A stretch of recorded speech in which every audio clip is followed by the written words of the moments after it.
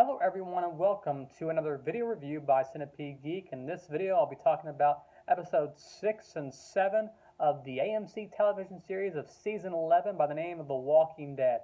Episode 6 was titled On the Inside and episode 7 was titled Promises Broken. And like I said, I missed about a week or two, so I'll be compiling both episodes sort of into this video.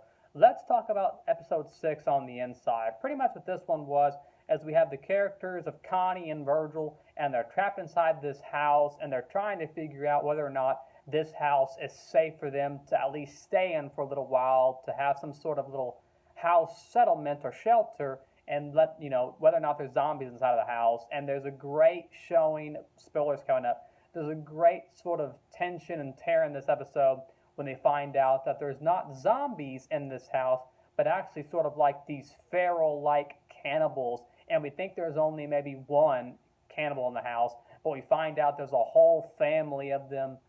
And then later on, this is the great story behind it, where if you watch each episode has had like an after behind the scenes deal where some of the producers and the creators of the show, where they talk about behind the scenes and stuff like that. And the particular girl producer talks about how there's pictures on the walls, and maybe those people or the pictures of the wall they later on became the cannibals that sort of haunt that house now. And Connie and Virgil end up having to kill them, and towards the end of the episode, they let the zombies in. The zombies do the hard work for them. That was a really cool episode, I thought.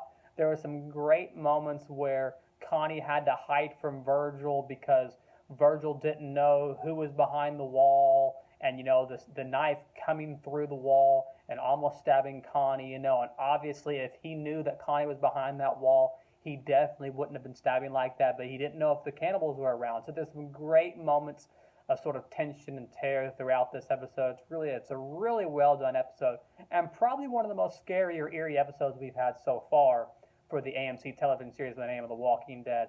And then episode 7 for season 11 was titled Promises Broken. And this was a really neat episode because the past several weeks of these past 7 weeks the show's been on, you've had episodes that focused on Maggie and Negan, then it would jump back to Alexandria, and it seems each episode is focused on a group of characters. And this episode, it piled everything into one. We've seen Maggie and Negan's story, then we've seen Eugene and Stephanie's story, and we're starting, we've seen Gabriel's story and Aaron's, and now everything's starting to come full circle. And with this episode especially, episode 7, titled Promises Broken, everything's starting to really come together now.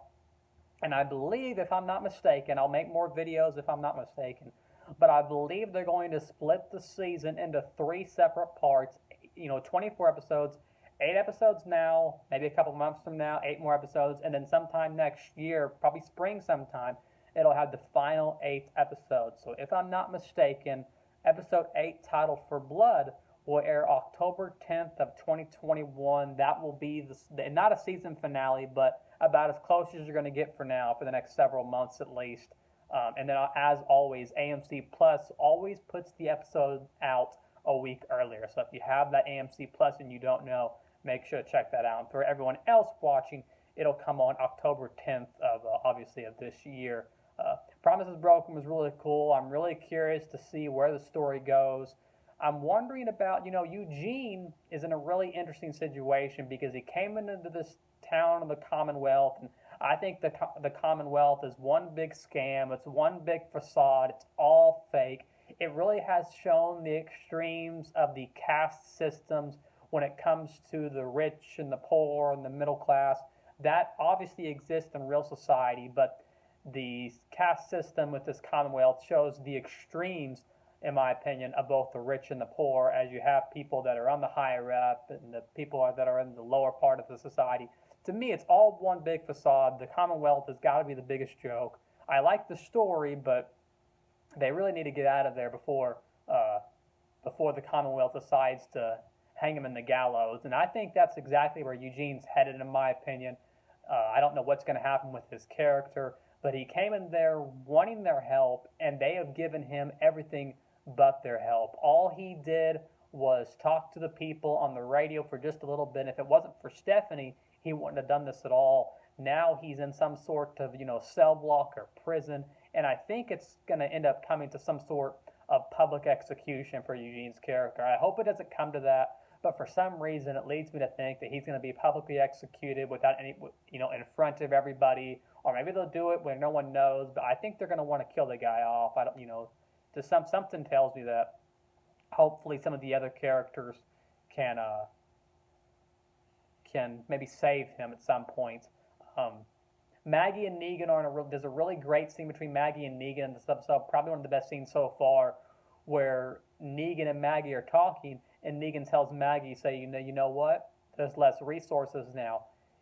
If I would have known this, if things would have been different back then, I wouldn't have let you all walk away. I would have killed you all right then and there. And Maggie asks Negan, she's like, why do you say that? He says, well, if you think about it from Negan's point of view, being the selfish sort of having the selfish personality that he has, if Negan would have killed every one of Rick Grimes' people right then and there, he wouldn't be in the situation he's in now. If he would have just, it sounds brutal, and it sounds like something the governor would do back in seasons 2 and 3. If he would have just gunned all of Rick's people down, Michonne, everyone, Carl, all of them included, he wouldn't be in the situations he's in now. He could have killed all of them, but then you obviously wouldn't have the rest of the show, and you wouldn't have a story. So it's just really interesting when he said that, because I didn't know he was going to say something like that.